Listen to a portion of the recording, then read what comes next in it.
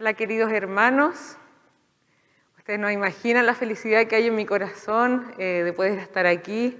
Ayer ya fue una primera instancia, ¿cierto?, acompañando al pastor Marcelo, y hoy día tengo una sonrisa que ustedes no ven, por supuesto, pero tengo la sonrisa mascarilla, ¿cierto?, esa que va de oreja a oreja. Fome el chiste, pero tengo una tremenda sonrisa porque estoy muy feliz de acompañarles en esta mañana. Y quiero decirles, y quizás me va a costar hoy día ubicarme con las cámaras, ¿cierto? Esto es nuevo, novedoso, pero quiero que se concentren en lo que vamos a estudiar en estos minutos, un mensaje que nos trae la palabra del Señor y que esperamos que nos edifique en esta mañana. Estamos, ¿cierto?, en la unidad Atrévete a Crecer. Ustedes han visto la infografía que anda por ahí dando vueltas en las redes sociales, muy bonita, por cierto. Si no la tiene, pídala, porque estamos estudiando la epístola a los Efesios, esta carta que fue escrita por ahí en el primer siglo, y queremos estudiarla por completo y descubrir qué nos quiere decir el autor, ¿cierto?, inspirado por el Espíritu Santo para nosotros el día de hoy. Ahí ustedes pueden ver la infografía y bueno, ya hemos estudiado algunas cosas, ¿cierto? Vimos quién es Dios, vimos orando por el crecimiento, también vimos gracia que transforma, miembros de la familia de Dios. La semana pasada vimos servidores de Cristo con el pastor Freddy y hoy día vemos comprendiendo el amor de Dios, un tema no muy fácil para mí, por lo menos. La carta de Efesios se divide en dos grandes partes, ¿ya? Y hoy día estamos terminando la primera gran parte. La primera gran parte que describe el lugar de la iglesia en el plan universal de la salvación. ¿Ya? Pablo les dice, esto es lo que tienen que hacer ustedes, así son, recuerden lo que Cristo hizo por ustedes, los unió, habla un poco de sí mismo, ¿cierto? Pero después empieza otra parte que la vamos a ver en los domingos siguientes, y que allá ahí es mucho más concreto, ¿cierto? Y da instrucciones para la vida ética, instrucciones muy específicas de cómo deberíamos actuar nosotros los cristianos, ¿ya? Pero antes de irnos directo al texto, quiero partir con una historia, ¿ya? Hace algunos años había un pastor joven de una iglesia de Oriente que estaba era una iglesia así de avivamiento, ¿ya? Era un pastor que tenía un ministerio fenomenal. Mucha gente le acompañaba, lo seguían, lo querían ir a ver, querían escucharle. Tenía un equipo pastoral tremendo que realmente era una iglesia que podríamos decir que tenía avivamiento. Sin embargo, como este pastor estaba siendo tan exitoso, ¿cierto?, no pudo evitar que su fama se expandiera. Todos comenzaron a hablar de él. Y lamentablemente él estaba en un contexto donde habían grupos religiosos radicales, ortodoxos, extremistas. Lo que no cayó bien, por supuesto, su fama, no cayó bien, porque estaba revoloteando ahí, estaba revolucionando aquel tiempo. Un día se empezó a correr la voz de que estos grupos querían sacar del mapa a este pastor, a este joven pastor. No era alguien que les agradara, lo querían sacar del mapa. Y bueno, no se pudo evitar, ¿cierto?, lo inevitable, y llegó el día en que este grupo atacó a la iglesia, atacó al templo. Cuando estaban ahí, el pastor no pudo arrancar, fue el primero que atraparon, pero su equipo pastoral sí pudo arrancar, y bueno, a él lo amarraron, lo torturaron, lo golpearon ahí en el mismo templo, y su equipo pastoral alcanzó a arrancar, excepto uno, que lo agarraron. Iba saliendo así, ya yo creo que en la reja, iba por ahí, iba saliendo y lo agarraron. Ahora él, obviamente en la desesperación empezó a gritar, no, yo no tengo nada que ver aquí, dijo, yo aquí solamente vine a arreglar el baño de esta iglesia. Por favor, déjenme libre. Y al parecer le funcionó, porque este grupo religioso lo dejó ir. Sin embargo, él no sabía que su pastor lo alcanzó a ver. Es decir, alta traición. Alta traición. Vamos a dejar la historia por ahí, ¿ya? Continuará, como decimos. Recuerden esa imagen. Y quiero desarrollar 3 puntos que me parecen interesantes. Primero, me parece muy interesante el contexto histórico. Creo que el contexto histórico es un contexto que nos ilumina en este texto, ¿ya? Para conocer el amor de Dios. Primero, es una iglesia que está funcionando a fines del primer siglo, comienzos del segundo siglo, ya es decir, años 80, 90, por ahí. ¿Ya? La relación que tenían con su entorno social era de un carácter dialéctico, es decir, ya había cierta relación, pero habían 2 cosas. Por un lado había enfrentamiento, porque ellos no querían transgredir su cultura, ¿cierto? O sea, estaban abiertos, pero tenían que poner ciertas barreras que cuidaran su doctrina, su tradición. Pero por otro lado, también era una iglesia que era consciente de la misión universal, es decir, sin etnia, sin temas sociales, como algo que es lo que estamos conversando por aquí. Es decir, una iglesia que ya sabía que era un solo pueblo, un nuevo pueblo. Sin embargo, y como en toda iglesia, no era todo color de rosa, ¿cierto? No estamos hablando de la iglesia primitiva, de aquella que a nadie le faltaba nada porque compartían todo, no estamos hablando de esa iglesia. Esta iglesia es un poquito más avanzada, aunque en la iglesia primitiva nos falta, ¿cierto?, dar un par de páginas para ver los primeros conflictos. Entonces era una iglesia como la que podemos conocer hoy día, una iglesia con conflictos intracomunitarios, ¿ya? Y es que imagínense, ¿cierto? Estaban los que habían crecido o nacido en la iglesia, los judíos tradicionales, pero también habían muchos gentiles, es decir, aquellos que no eran de la iglesia, pero que se convirtieron en el cristianismo y participaban. Y obviamente ellos al entrar a la iglesia no podían despojarse de sí mismos, de su esencia. Venían con esas costumbres del mundo, ¿ya? Esta era la visión, o sea, esta era la situación de esta iglesia. Por lo tanto, era inevitable la influencia de una nueva cultura, ¿ya? Por la cantidad de hermanos gentiles que venían llegando. Pero esto es lo lindo, ¿no es cierto? Una iglesia que vive un proceso de transformación, una iglesia que se convierte en el lugar de encuentro entre gentiles y judíos, y de reconciliación, un lugar de reconciliación, y que junto con eso comienzan a pensar en sí misma como una nueva iglesia cristiana que se distancia un poco del judaísmo tradicional de aquellos tiempos. Ya tenían una propia identidad. Esta iglesia se llama a sí misma un cuerpo. Recuerden que por este tiempo sale esta analogía del cuerpo, que es una iglesia consciente de la diversidad de sus miembros, pero que también sabe y conoce de la posibilidad de una unidad posible, ¿cierto? Una unidad posible por medio de Cristo, de la figura de Cristo. Esta es la comunidad paulina del primer siglo, una comunidad que tuvo el deber y la necesidad de amarse para sobrevivir y que se amó a tal punto que hasta el día de hoy podemos seguir siendo la iglesia cristiana. Ese es el contexto. En segundo lugar, quiero que vayamos en busca de una definición de amor. Como mencioné anteriormente, esta parte del texto, ¿cierto?, es el cierre de una enseñanza fundamental. El lugar de la comunidad mesiánica en el plan de salvación de Jesús. Esta es la primera parte del libro de Efesios.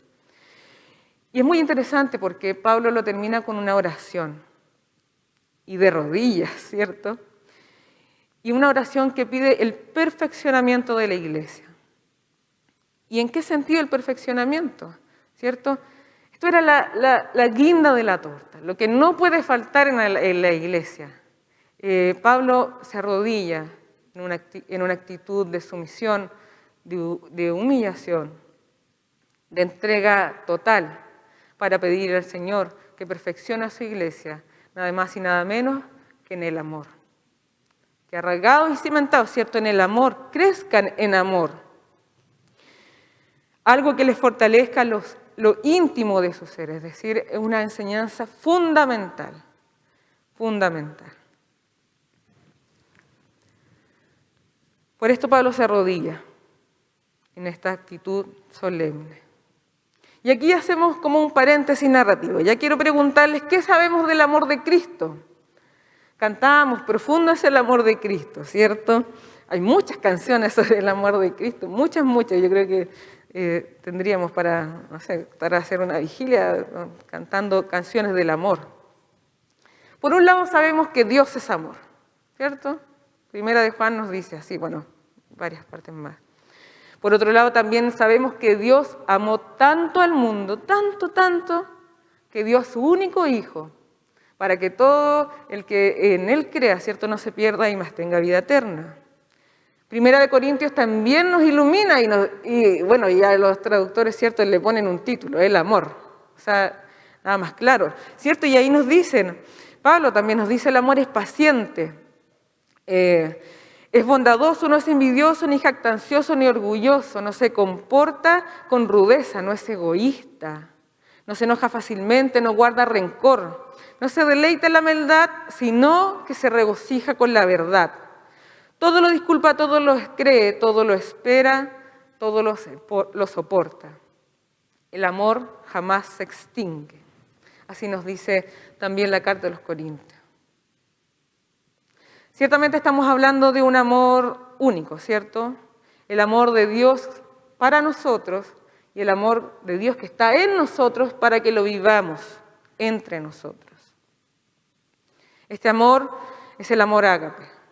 Probablemente ahí ustedes ya saben la diferencia, y si no les queda de tarea diferenciar los distintos amores que se encuentran en la Biblia. Filios, eros y ágape. El ágape es el amor de Dios.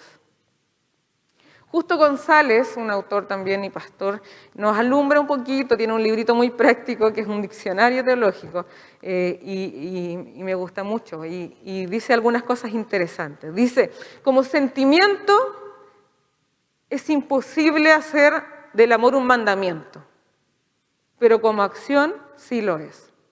Amar al prójimo no se refiere principalmente a tener sentimientos positivos acerca del prójimo, sino más bien actuar en amor aun cuando no exista este sentimiento. Con la esperanza y la oración de que este sentimiento también surja, ¿cierto?, que aparezca. Dice, el ágape no ama porque el amado sea digno de ello, ni tampoco porque desee poseer al amado. Es decir, el amor de Dios es inmerecido, un amor que en lugar de tratar de poseer, busca mejorar, bendecir y hacer feliz. El amor de Dios no busca poseer, no busca poseernos, busca bendecirnos, amarnos y hacernos felices.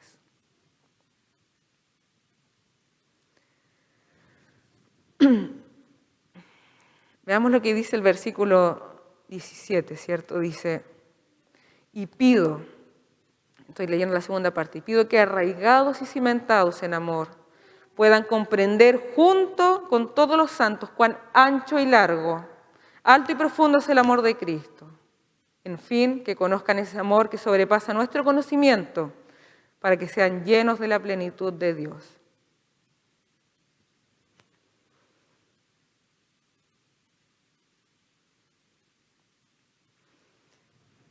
El amor es lo único que nos permite vivir la plenitud de Cristo.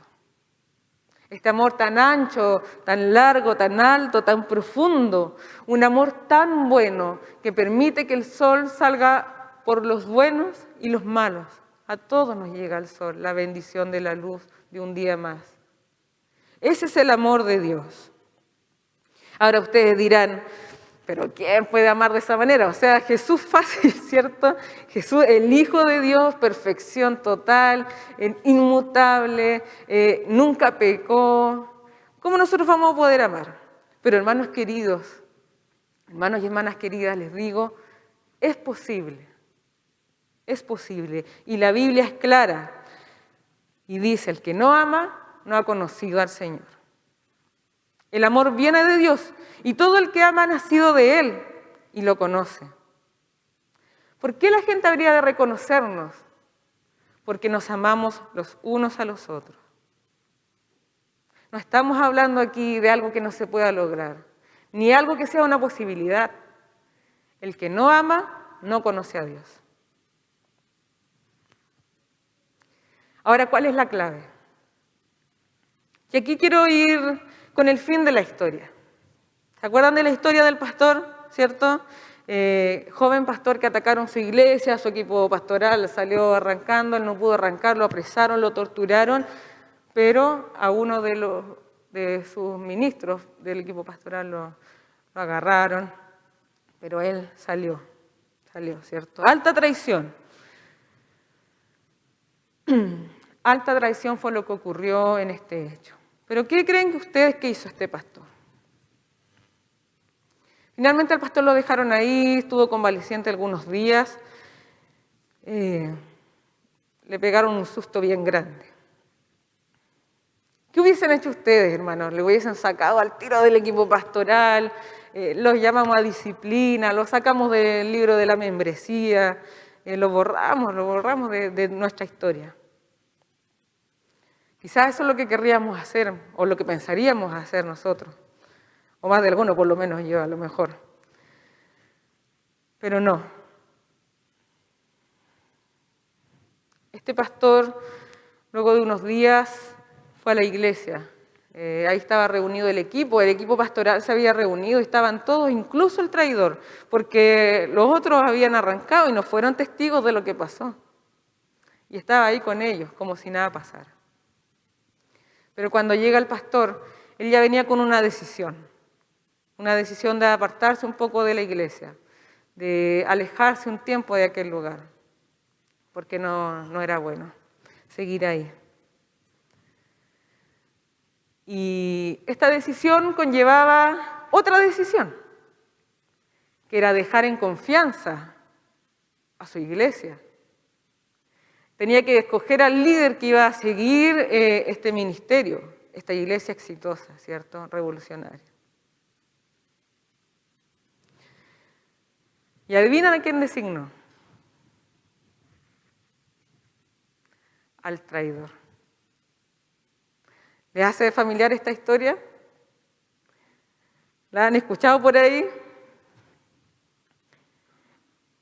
Esta historia está en la Biblia, obviamente con un poco más de ficción. Yo la escribí como si escribiera las novelas esas que dan en la tele, con un poco más de ficción. Pero esta es la historia bíblica. Ahí en el libro de Juan, cuando ustedes van al capítulo 18, ven la traición de Pedro, la negación de Pedro, alta traición. A quien lo pillaron por ahí le decían, uy, tú estabas con Jesús, tú eras uno de ellos. No, yo no soy nada, no lo conozco, dijo. Y varias veces le preguntaron, ¿cierto? Después de la tercera, ¿cierto? Cantó el gallo. Hay todo un simbolismo por ahí. Alta traición. Jesús sabía que lo iba a traicionar, le había dicho. Pero lo interesante es que en el capítulo 21, en la próxima interacción entre Jesús y Pedro, ocurre este relato. Y Jesús hace esta pregunta, ¿cierto? Pedro, ¿tú me amas? Sí, Señor, tú sabes que te quiero. Pero Pedro, ¿tú me amas? Sí, Señor, si tú sabes que te quiero. Entonces le dice, entonces apacienta mi oveja. Pero Pedro, ¿tú sabes? Sí, Señor, le dice, ¿cómo me preguntas tanto? Si tú sabes que te quiero, entonces apacienta mis ovejas. Y de alguna manera Cristo le dice, te doy la confianza para que sigas mi ministerio. El amor de Cristo es así, hermano. El amor de Cristo es así. La definición del amor de Dios está en la persona de Jesús. Si usted pretende amar con alguna descripción, con algún concepto de diccionario o teológico, difícil.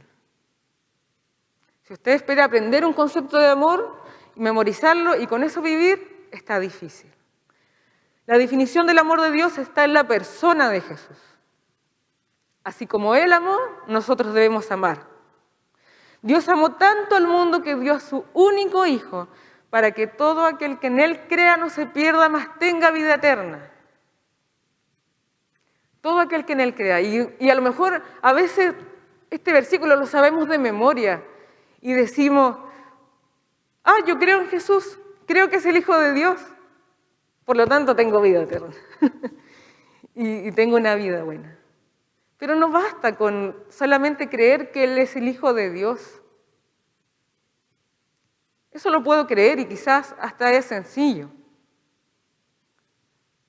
Lo importante es creerle a Jesús. Creer a la persona de Jesús. Creer en la propuesta de Jesús. Una propuesta que es diferente. Una propuesta que es rupturista. Una propuesta que va en contra de la naturalidad de amor que nosotros pudiéramos tener. Una propuesta que desencajó el pensamiento religioso de aquel tiempo. Cuando Jesús se acerca a una samaritana y habla con ella y la transforma, ¿cierto?, en una misionera en su lugar. Cuando Jesús se encuentra con la mujer adúltera y todos los religiosos querían apedrearla, Él le da una nueva oportunidad. Cuando Jesús se encuentra con Marta y María, ¿cierto? Y María se pone a sus pies, dándole la posibilidad que no tenían las mujeres en ese tiempo. Cuando Jesús dice, dejad que los niños vengan a mí, un amor abierto a los niños, un amor abierto a las mujeres, abierto a los hombres, abiertos a todos, a los pecadores, a todo aquel que quería acercarse a Jesús, el amor estaba abierto para él. Si usted espera amar con la Biblia, aquí esperando para dar bibliazos a todo aquel que se porte mal, lo veo complejo. No sé si es el modelo de Jesús. Fija tus ojos en Cristo, tan lleno de gracia y amor. Cristo es la clave para conocer el amor de Dios. La definición del amor de Dios está en la persona de Cristo. Si no confiamos Cuando Pablo ora por esta iglesia, se arrodilla y sabe que no hay nada más que haga una iglesia sana que el amor de Cristo. Solo así viviremos la plenitud de Dios, cimentados y arraigados en el amor de Cristo. Este mensaje nos desafía, pero déjenme decirles que es posible. Es posible en Cristo. Es posible porque Dios lo hace posible. Porque el amor no viene de nosotros, porque el amor viene de Dios. Y por eso es posible. Y por eso que Pablo dice, al que puede hacer muchísimo más que todo lo que podamos imaginarnos o pedir por el poder que obra eficazmente en nosotros, a Él sea la gloria en la Iglesia y en Cristo Jesús por todas las generaciones, por los siglos de los siglos. Y entonces ahí la Iglesia dice, amén. Y la Iglesia dice amén, porque la Iglesia de Cristo está dispuesta a amar como Cristo amó. Y ese es el llamado, atrevernos a crecer, atrevernos a ser transformados, como la Iglesia cristiana ha sido transformada en todos estos años y ha perdurado, porque ha puesto los ojos en Cristo. Si tus ojos no están puestos en Cristo, no puedes conocer a Dios y por lo tanto no puedes conocer el amor de Dios. El que no ama no conoce a Dios. La Biblia es tajante en eso. Aprendamos y atrevámonos a crecer. Debemos dejarnos moldear por este Dios que hace que todo sea posible en nosotros, inclusive este amor que pareciera inalcanzable. Pero si este amor está en nosotros, podemos compartirlo. Atrevámonos a crecer, hermanos queridos. Fijemos los ojos en Cristo y en su amor, en su persona, y así nos amaremos los unos a los otros. Les invito a orar. Amado Padre que estás en el cielo y en la tierra, y en todo cuanto espacio hay en el universo, queremos entregarnos a ti en esta mañana, en esta tarde, y de todo corazón, humillados ante ti, pedirte que nos perfecciones en el amor de Cristo. Ayúdanos a amar como Él amó. Modifica, Señor, nuestro pensamiento. Modifica nuestros sentimientos. Modifica nuestras intenciones. Transfórmanos, Señor, a tu carácter. Permítenos amar como Cristo amó, Señor. Y te damos gracias porque ese amor ha llegado a nosotros. Y a veces no nos damos cuenta, pero es tu amor con nosotros, Señor. Te damos gracias por esa bendición que tenemos. Solo te pedimos, Señor, ayúdanos a compartir este amor que tú nos has dado. Que nunca desviemos la mirada en Jesús, quien hizo práctico este amor.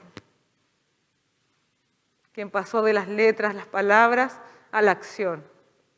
Y nos permitió conocerte y así conocer ese amor tan grande, tan profundo, tan alto, tan ancho, que nuestra mente no alcanza a dimensionar, pero que con ese poquito que alcanzamos a entender, ya nuestras vidas se transforman. Gracias, Señor, por todo. Ayuda a esta iglesia, a esta primera iglesia, que con humildad, Señor, quiere seguirte y servirte en esta sociedad. Ayúdanos a hacer luz aquí. En el nombre de Cristo Jesús.